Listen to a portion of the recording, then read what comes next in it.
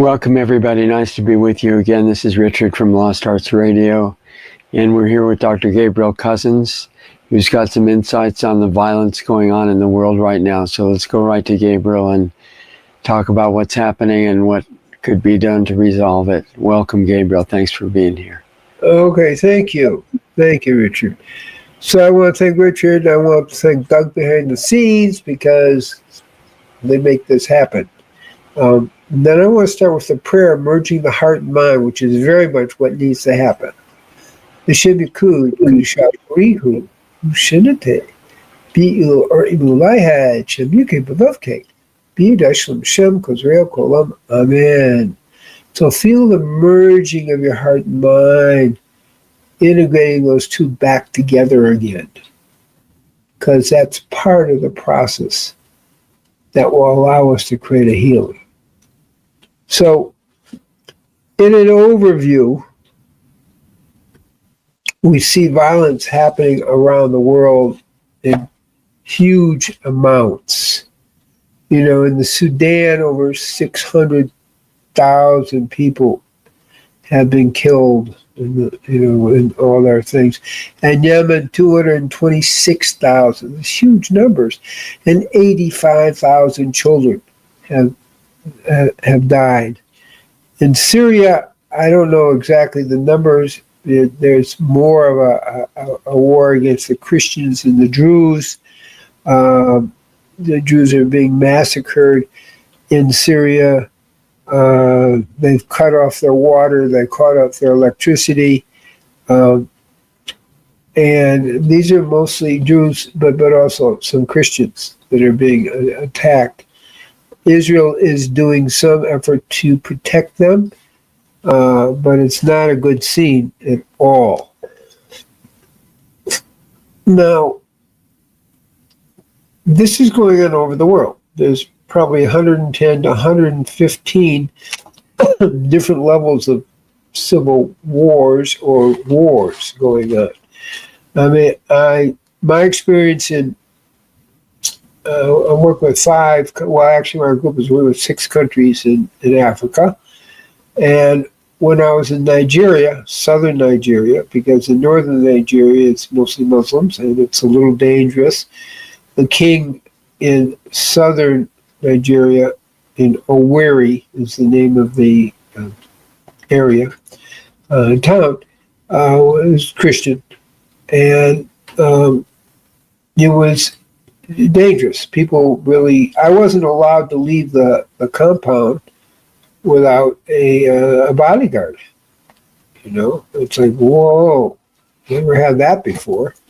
But nevertheless, the point I'm making is the world is at war. This is more than the Russians and that war and the Hamas and Israel. It's a bigger energy that's going on. I think that's the key to really understand. And there's a lot of mental violence, and there is a genocide happening.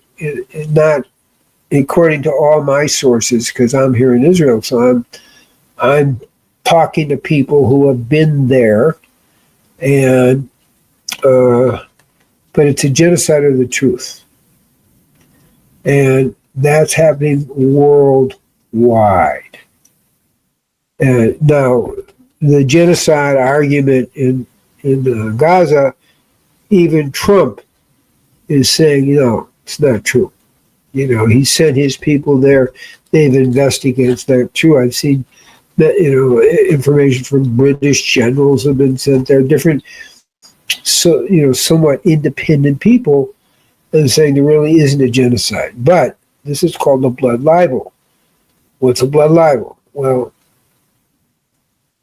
a gross example, but a very real one, is before the Nazis as part of the Nazis coming into power, and also in Europe, they would say the Jews are using the blood of the Christians for their ceremonies. That's a blood libel. Okay, gross lie, but literally a blood libel. So these are lies that are told about the situation. The amount of lies that are coming out of Gaza, for example, are massive. For example, I just was listening to two independent observers, a British general or something, and some other military person, not Israeli, and they're saying they're really there isn't genocide, but two, there's the blood libel that Israeli soldiers are shooting the Gazans trying to get food. That has been debunked multiple times, including by people who are part of the Gaza Humanitarian Foundation, who are really feeding the people. And that is what they're saying. That just isn't true.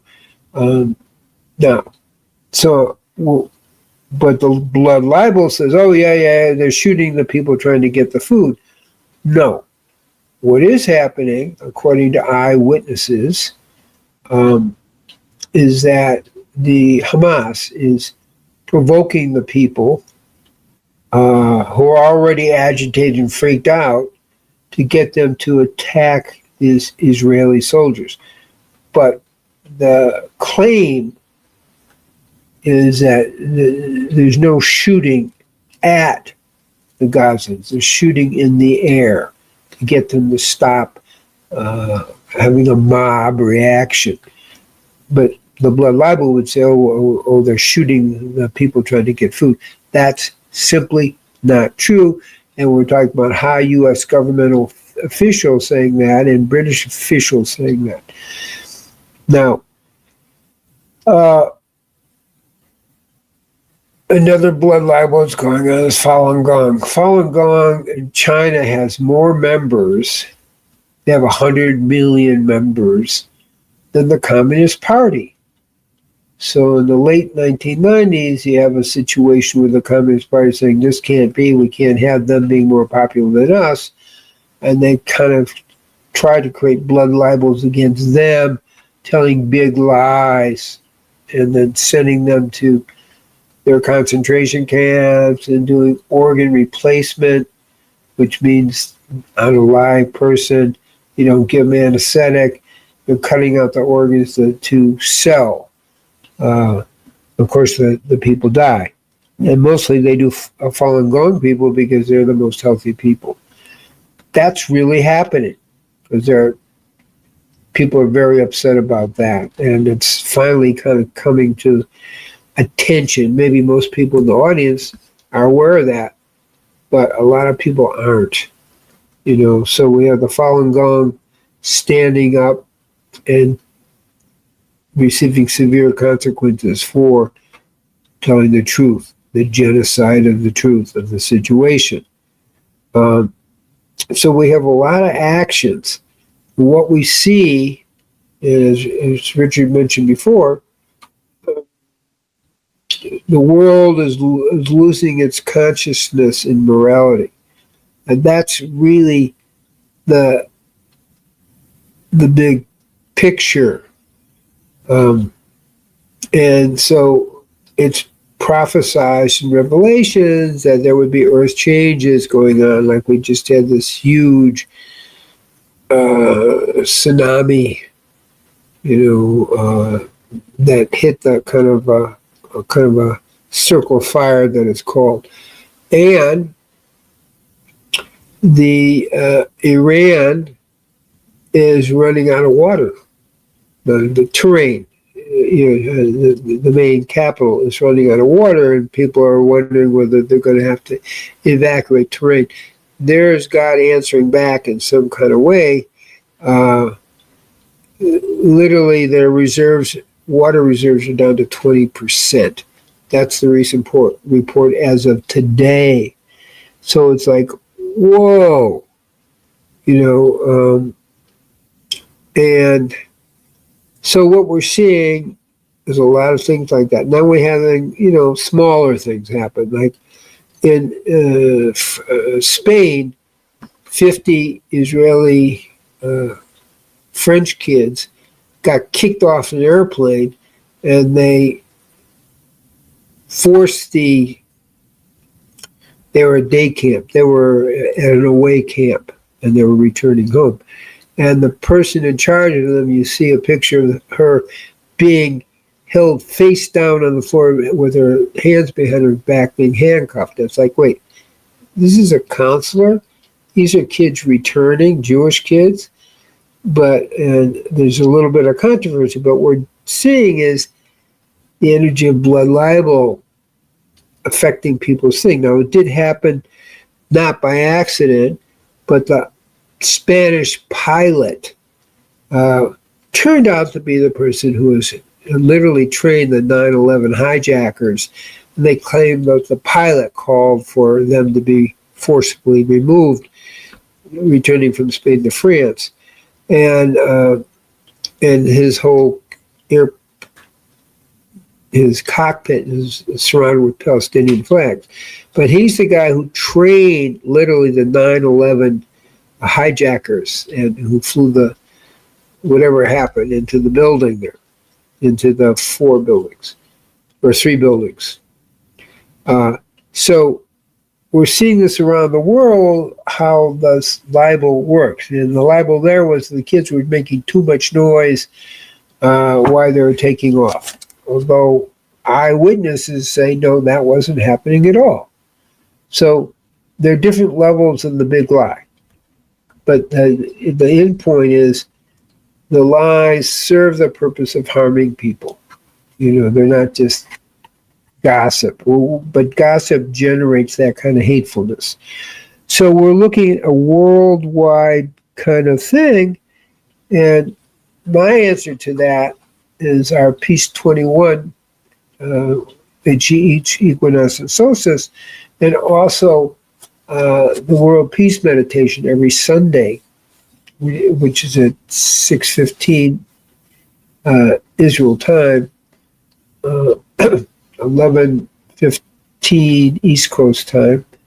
But what it is about meditating for peace, creating the frequency of peace. There's over 300 studies that show, there we go, world peace. Thank you, Doug. It really shows that when we meditate for peace, you can have a major drop in the violence. And one of the 300 studies was done in Rhode Island, where when they had a certain amount of people meditating for peace, 350 people, which is not a whole lot, and the crime rate dropped 43%. People say, well, that's a fluke. But then they came back the next year and the crime rate dropped 49%. So we actually have the means, through the power of prayer and meditation, to decrease the amount of violence and hate in the world by creating an inner light that creates an outer light. So we actually do have a solution. And it's like, it's time we really took this more seriously. You're all welcome to come to the World Peace Meditation. It's free, and you just can go to drcousens.com and you can see how to get onto the site, but you also can go to worldpeacemeditation.net. Okay, I'm going to turn it over to Richard to make a few comments. Yeah, I think what you're talking about is really critical, Gabriel, and we keep coming up against the same thing. Humans all come from the same place, and there's a natural unity among people and among life forms. And how do we get to where that becomes the way that people are acting every day instead of seeing each other as enemies? Keep coming up to the same issue. Yeah. We got Ukraine and Russia. I didn't mention Ukraine, but it's like, that's in Kyiv. That's been going on in love for a long time. So, what's the solution? The solution is we have to change who we are. And that will change the world. And right. And actually not changing who we are as much as realizing who we are. Well, explain that a little bit. I know what you're meaning, but explain it. Yeah, well, it's an important point, because if we are these warring beings that are limited in our consciousness and we really don't have much potential, then we'd have to change who we are to get anywhere. But fortunately, that's not the case. And we're all unlimited beings of spirit, temporarily encased in human form. And if we become aware of who we are on that level, then there's a natural harmony that follows between everybody. Okay, that's what I thought you were saying. So I totally agree. Now, my point is that we need to look inside and begin to experience the light of who we are, the love of who we are, the peace of who we are. And it's a direct experience. Now, how do you do that? Well, meditating is one of the major ways. Prayer is another way, where we create that frequency.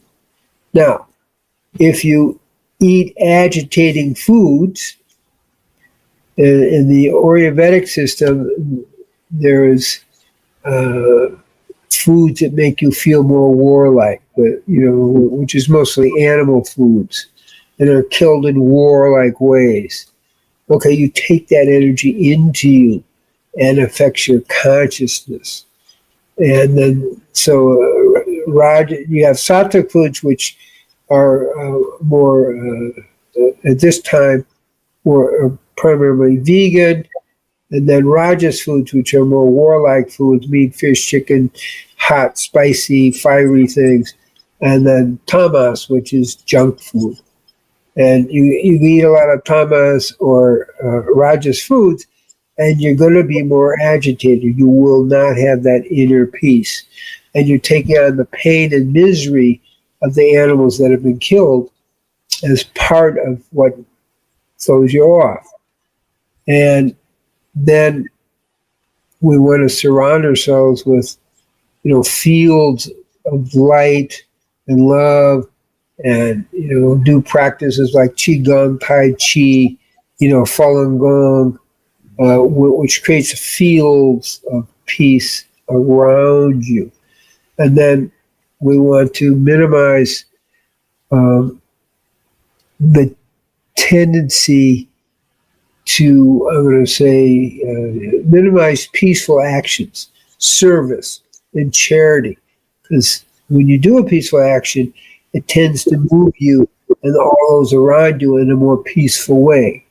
And then we want to talk about meditation and prayer, which helps you get in touch with the truth of who you are, which is that peace, that love, the non-causal peace, non-causal love. It's just our nature when we uncover all the dross. And then finally, activating the spiritual energies, which in the West are called the Kundalini, and in the East are called Kundalini, and the West are called the Ruach HaKodesh, or the spiritual life force that people talk about. And all those support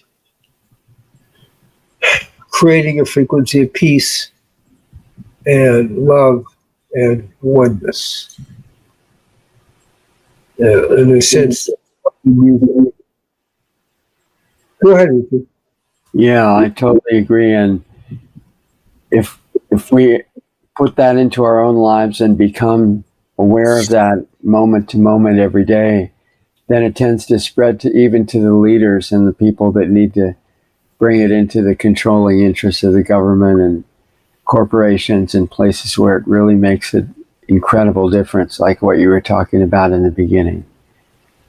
Yeah, that's where we can go. We have a way to heal this, to solve this and to heal it.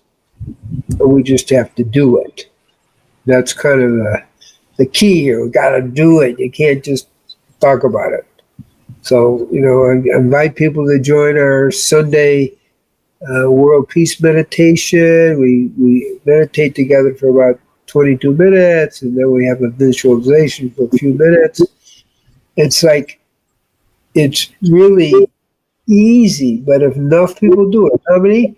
Robert Tiller, who I don't know if he's alive anymore, but he was head of a professor of material science at Stanford, calculated that we need a square root of 1% of the world population. How many people is that? 9,000 people.